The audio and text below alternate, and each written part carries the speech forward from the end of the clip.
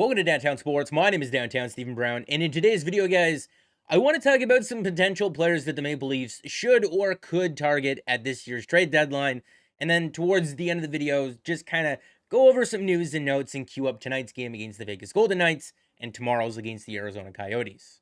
So first off, I wanted to start with this, and you're seeing the source where it's coming from, so you can either put stock in it or not. Obviously, the conversation when it comes to Evander Kane is not straightforward, right? There's Evander Kane, the hockey player, and then there's Evander Kane, the person. The one thing I would like to note before moving on here is that Evander Kane's agent, Dan Milstein, if you recognize that name, it's because him and the Toronto Maple Leafs have done a lot of business over the last couple of years. He's represented players like Ilya Mikheyev and Alexander Barabanov and Rodion Amirov and Semyon Dargan-Shinstev and Curtis Gabriel and Igor Korshkov and Dennis Malgin and Braden Kressler. They've done a lot of business together. And it's like I said off the top here, I'm not going to spend a lot of time going over Evander Kane's numbers and stuff like that. They speak for themselves. He's one of maybe a dozen power forwards who are in the NHL, someone who can score goals and use his size to his advantage. The list of pros are very apparent to wanting and having this guy on your hockey team, and the list of cons are also just as apparent. The headlines are the headlines. They really do just kind of speak for themselves. I don't know him personally, but what I can say is that your opinion is more or less going to come down to what you think is tolerable and what isn't tolerable in a professional workplace environment, right? Because the locker room is a locker room, but it's also a place of business, and you need to be able to mesh with the other 20 or so personalities that are there. And if you can't, then that definitely does take away from your talent level and what you're able to do on the ice on a regular basis. If you want me to come out and say, yeah, the Leafs should sign him, or no, they shouldn't touch him with a 10-foot pole, I'm not going to say either of those things. The one thing that I will say is that I hope whichever team does decide to sign him, I hope that that team is not just looking at what they can gain from the short term here, and that they are committed to helping him get going in the right direction. Because no matter what kind of judgment you want to cast on his actions over the last year or two, it does legitimately sound like he could use some help and use some guidance. And I hope that he gets it. No offense to Michael Trelkos, of course, but if this is what Chris Johnston's sources are saying, I'm going to go with him on this one. But moving on, let's take a look at a couple of guys who could be available at this year's deadline, according to Frank Saravalli of Daily Faceoff. Frank headlined about 20 guys or so, and here's 12 of the more interesting names who I think the Maple Leafs could potentially or should potentially be interested in. Don't want to spoil the whole thing, so I will leave it linked in the description of this video. But taking a look at a list of these names from Evolving Hockey or Evolving Wild on Twitter, some of the names jump out more than others. A couple of weeks ago, I did a video on my channel talking about if the Toronto Maple Leafs should be interested in trading for Jacob Chychrun, and we talked about a lot of different variables. If you're interested in that one, I will leave it linked above the screen and at the end of this one. But we got the asking price last Saturday night on Hockey Night in Canada, and it appears to be a young player, a high-end prospect, plus a first-round pick. If you're hearing a good young roster player, well, the Leafs don't really have anyone up front that would make sense to include in this trade that fits that description. So then you'd be looking at one of the guys who they have on their blue line. One of Rasmus Sandin or Timothy Liljegren, a first-round pick, and a higher-end prospect. So someone like Matthew Nyes or a Topi Naimela or a Nick Robertson. Are you willing to pay that price for a guy who's 23, turning 24, a left-handed shooting defenseman, 6'2", 210 pounds, signed to one of the biggest sweetheart contracts in the NHL right now for this season and 3 more after it? I mean, if we're looking at his play, like we discussed in the previous video that we did a couple of weeks ago, he's a plus offensive defenseman. He is a number 1 defenseman who's capable of playing 22 to 23 minutes a night for you, being that big offensive presence for you at 5-on-5 and on the power play, but also breaking even to being better than average defensively, which is massive. On the screen right now is an armchair GM for next year, and this with the salary cap going up $1 million. Phil Kessel's $1.2 million finally coming off the books. If you're adding a Jacob Chychrun in here, the Leafs would have $2.6 billion left to fill out all the empty spots that you're seeing and re-sign Jack Campbell. If you throw out a hypothetical $5 million for Jack Campbell, maybe on a 3 or a 4-year deal, that leaves you with no cap space and realistically needing to sign 4, maybe even 5 more guys. Maybe you can move out Justin Hall, and at that point, you can allocate some of that cap space to re-sign either or Liljegren, Sandin, whoever's not included in that deal. But you'd still need to sign 4 or 5 other guys, and you don't have any cap space. At that point, the Leafs would still need to move out maybe one of or both Peter Mrazek and Alexander Kerfoot, and at that point, it's too much here. You're already moving out Nick Ritchie, Justin Hall, 2 more guys with term. I don't think it's realistic.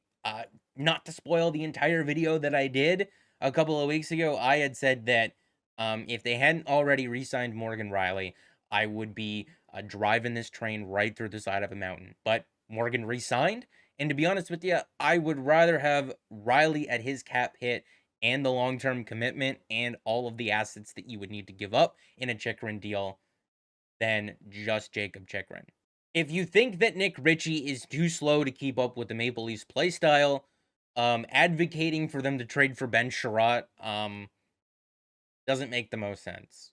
Kelvin DeHaan could be an interesting name. I mean, you can look at the Blackhawks as being bad defensively over the last couple of years, and you can view him as part of the problem. But then again, David Kampf coming over from them has been awesome defensively for the Toronto Maple Leafs, and maybe you look to go 2 for 2 in a scenario like that. But 18, 19 minutes a night. I mean, Kelvin DeHaan is okay.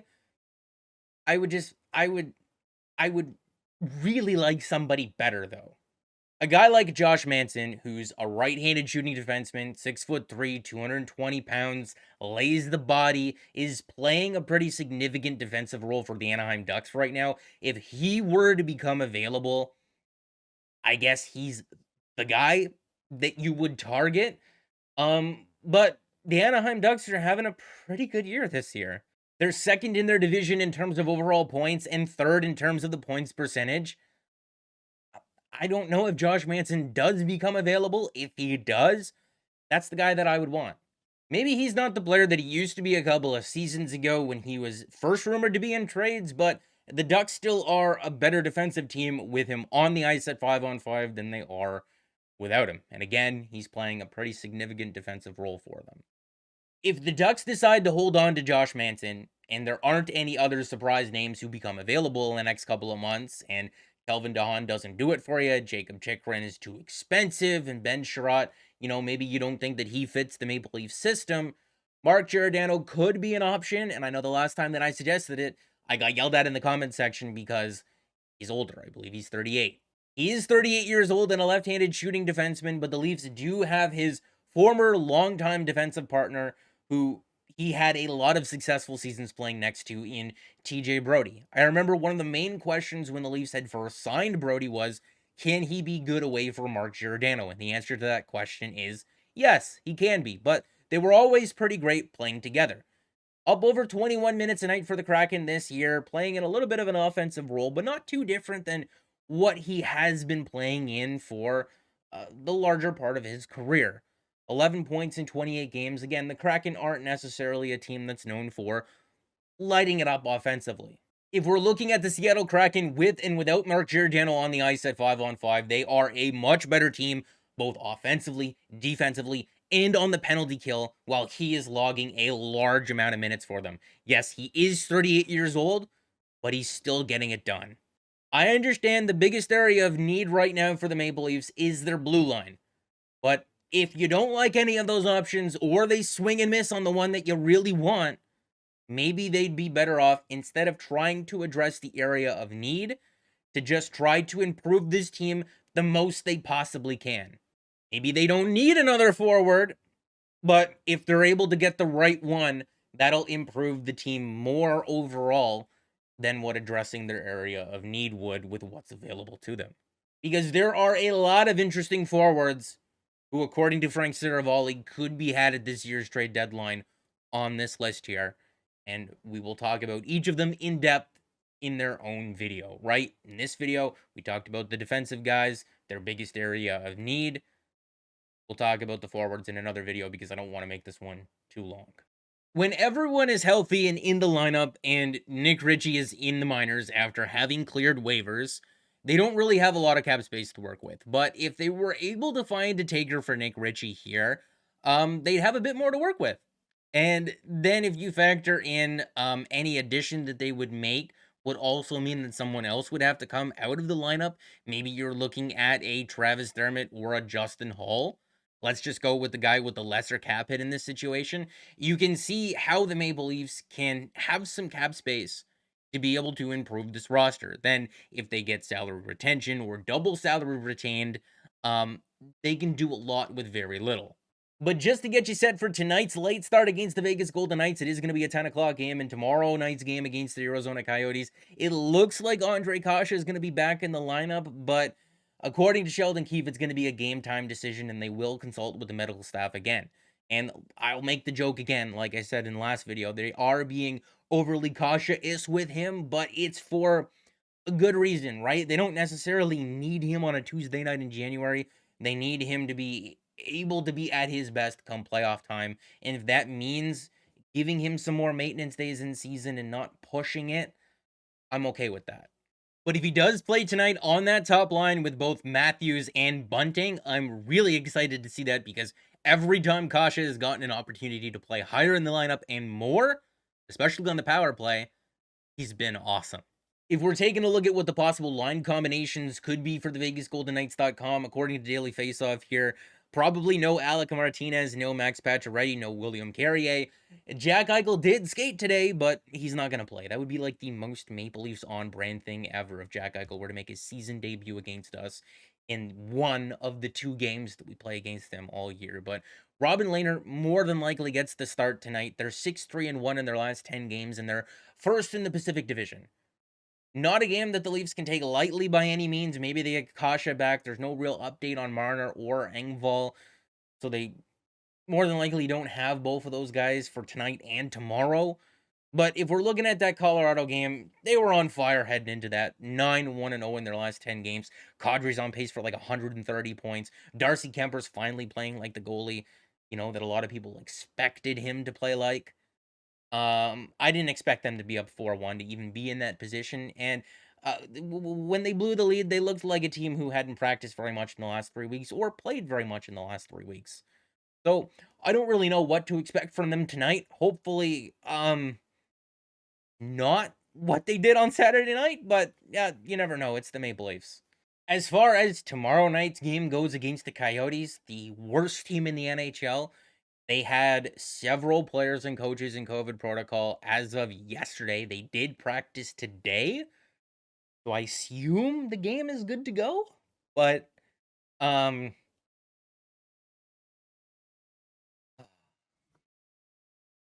don't lose that game. There were a couple of things that I didn't get a chance to touch on here, like how Sheldon Keefe plans to handle the goaltending situation for the remainder of January and into February and March. But if you want to know more about that, I wrote about it on Saturday in an article that I did with theleafsnation.com, and I will leave that linked in the video description.